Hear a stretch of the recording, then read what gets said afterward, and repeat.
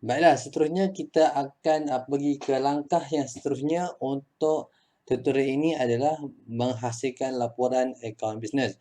Okey, pada asalnya laporan telah pun disediakan yang mengandungi 4 laporan utama iaitu imbangan duga, aliran tunai, penghitungan kerugi dan kunci kira-kira. Walau bagaimanapun sebab untuk kita pastikan dia dijadikan sebagai laporan akhir, kita memerlukan pengubahan sedikit di bahagian laporan ini supaya ia lebih kemas dan sesuai.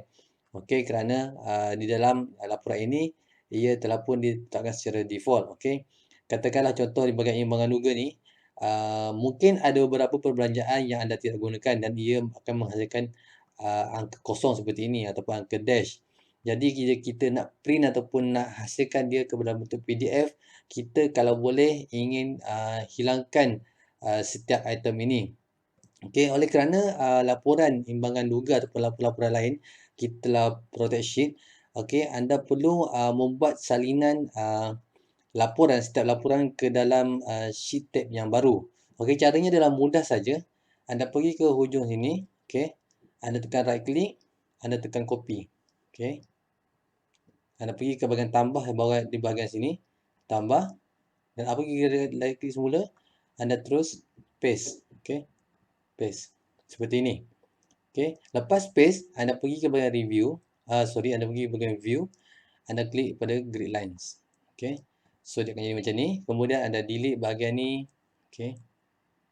Dan anda boleh membuat pengubahsuaian lah pada bentuk font ataupun biasanya kita akan delete data-data yang kita tiada. Okey.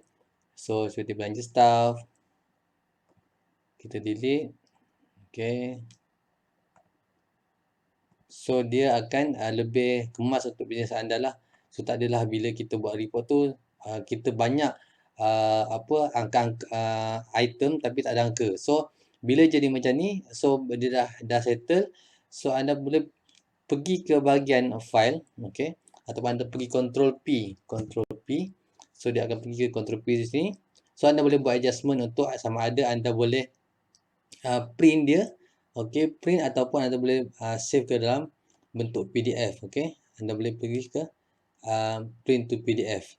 Okey, dan kalau anda nak buat adjustment, anda boleh pergi ke bahagian scaling. Anda boleh buat custom scaling.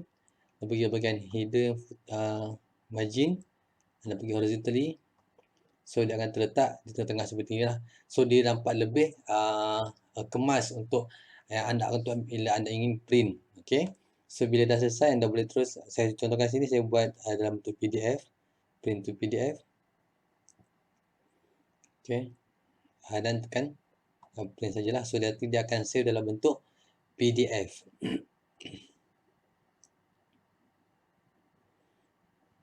Okey. So, anda boleh buat namakan dia sebagai contoh laporan imbangan duga tahun 2021 sebab saya buat dalam bentuk tahunan. Okey, kita tengok dia pada tahun berakhir. So, kita buat tahunan.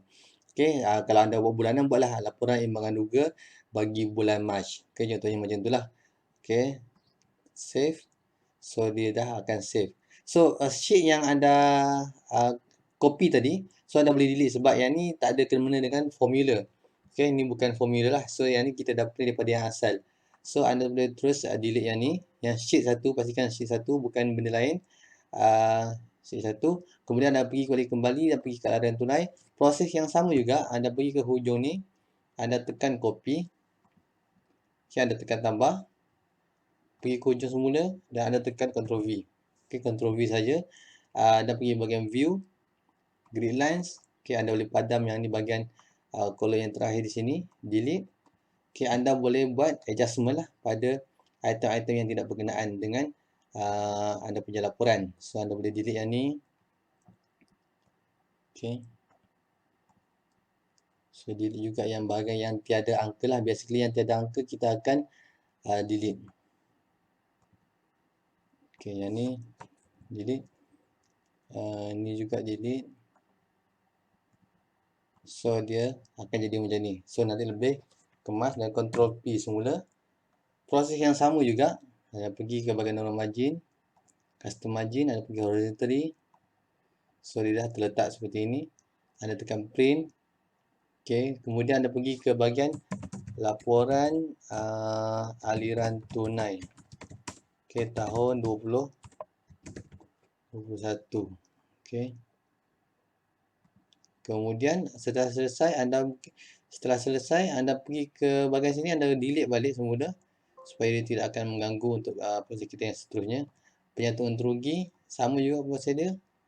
Anda copy, Ctrl C, tekan tambah, pergi ke hujung, Ctrl V. Okay, pergi ke view, pergi click lines. Okay, delete yang ni. Lepas delete, anda pergi ke bahagian mana yang anda ingin delete lah. Okay, basically yang tak ada angka ataupun tak ada amount di situ. Okay, di sini. Okay, di sini. Kalau anda delete daripada laporan asal, so dia tidak boleh sebab dia dah telah di protect sheet. Okay.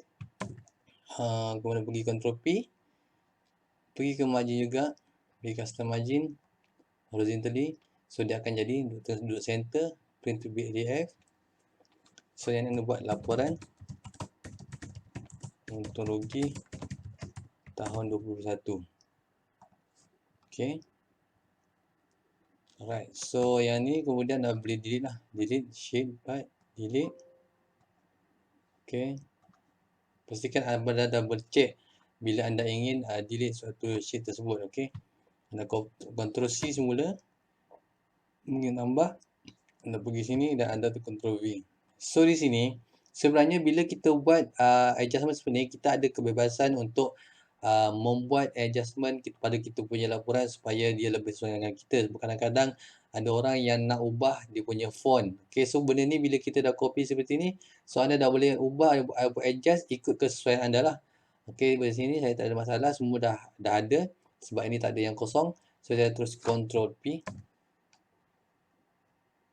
Sama juga konsep yang sama, lebih custom margin, horizontally, kemudian anda boleh print ataupun simpan dalam bentuk PDF lah. Okay, laporan kunci kira-kira.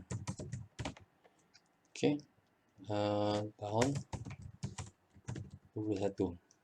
So kita save dan kita tekan delete. Okay, so sama juga untuk bahagian laporan penghutang, laporan stok akhir. Okay, laporan stok akhir laporan basically yang apa yang kita record semua ni lah atau kita punya data. Okay, laporan penghutang anda boleh terus anda boleh buat adjustment. Okay, anda boleh buat benda proses yang sama juga. So pergi dashboard setelah selesai. So seterusnya adalah saya akan tunjukkan kepada anda bagaimana untuk menutup akaun. Okay, kita akan berjumpa selepas ni.